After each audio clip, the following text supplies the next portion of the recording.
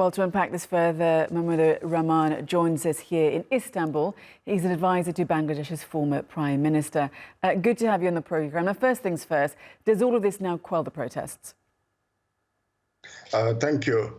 The quota protest, we have seen that this government, the current government of Bangladesh, they have committed a genocide against the young people of the country. I mean, they have killed about more than 300 people during the last 5 days.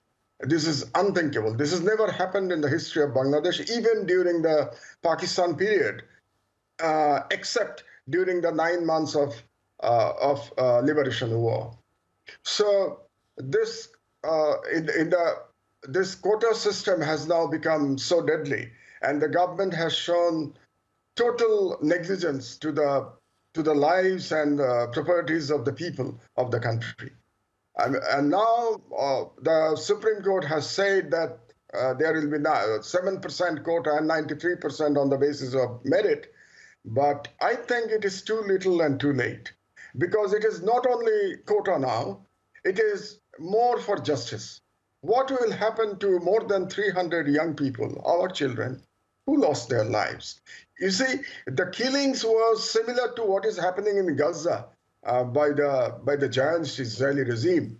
In the same way, the present government of Sheikh Hasina has killed our children in Bangladesh. It is unthinkable in a country where an autocratic government is killing its own people. You see, there are two sides, two aspects of this problem. One is domestic, and the other is geopolitical. We have to understand that. The domestic part is this, that you have to understand this government is unelected, and this government is clinging to power by arranging sham election. They had already 3 consecutive sham elections since 2014. And by manipulating the system, manipulating the government machineries, they are in power, depriving the people from exercising their rights of franchise. And Sheikh Hasina wants to remain in power at any cost, with the assistance of the neighboring regional power, India. And as a result, the country has become a kleptocratic country and an autocracy, a complete autocracy, where human values are not there, where there is no human rights, there is no constitutional right. This is the domestic part. And if we add the geopolitical part, you know, India, since 1947, has been trying to impose hegemony over the small states in the region. And out of the 7 countries in the region, excluding India, they have succeeded to impose hegemony over 2 countries, Bangladesh and Bhutan. In the case of Bhutan, they have done it through a signing of a treaty in 1949. As a result, Bhutan has no independent foreign policy. It is controlled by Delhi. In the case of Bangladesh, they have done the same thing by imposing a puppet government, which will listen to whatever instruction will come from New Delhi. And you know that India is currently ruled by an extremist Hindu government, Hindu extremist people, and the Prime Minister Narendra Modi is internationally known for his extreme position against the Indian minority Muslims. I mean, he is killing, and there is okay. no... Mahmoud, let's just unpack a little bit of what you say there. You say that this is an Indian puppet government. They had a sham election, that they're clinging to power. Would you say that these protests are really the first challenge, you could say, to the Prime Minister, Sheikh Hasina's government, since, of course, she won this 4th term? And how far do you think that this challenge to her can go then by these protesters, who you say have been disadvantaged by the government? I mean, unemployment is really high in Bangladesh, and economic prospects, as you say, they're not that great for the younger generation. I have a feeling that it is too little and too late, as I have said it, because now it is not only a question of the quota.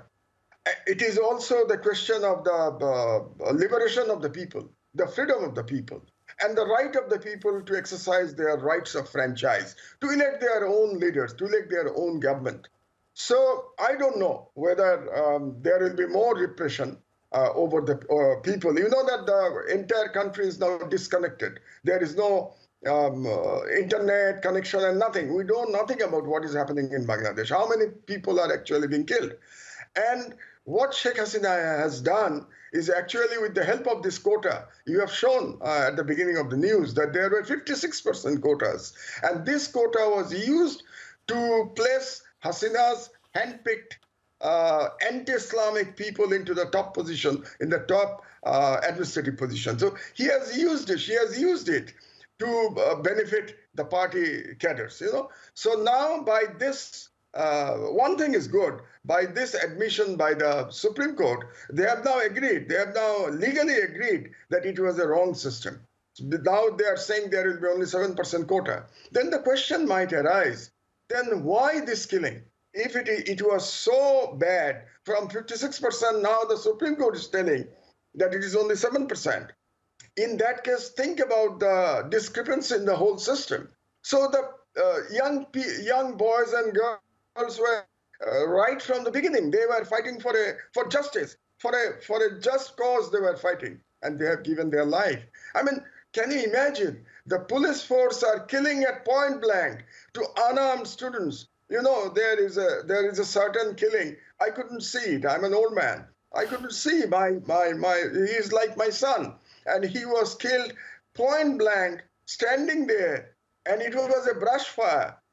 And he was killed mercilessly. So how Hasina is going to survive this situation? Is he going to, actually it started with Sheikh Hasina. She started the incitement, by abusing the students in the first place, by calling them anti-national, by calling them Razakar. Then his general secretary of his party, Mr. Obaidul Qadir, he actually instructed the party thugs to teach these young boys and girls a lesson. And indeed, and we have seen those pictures. And they have started the violence, the beating the young girls. Indeed, yeah, the violence, yeah, we've seen a lot of that violence on the streets. And that started the whole thing.